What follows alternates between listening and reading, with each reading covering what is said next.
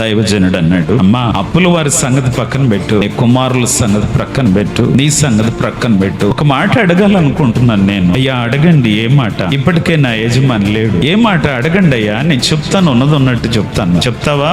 చెప్తా. నీ ఇంటిలో ఏమున్నదో అది మొదట నాతో చెప్పండి. నా ఇంటిలో నూనె కుండ తప్ప మరేమి.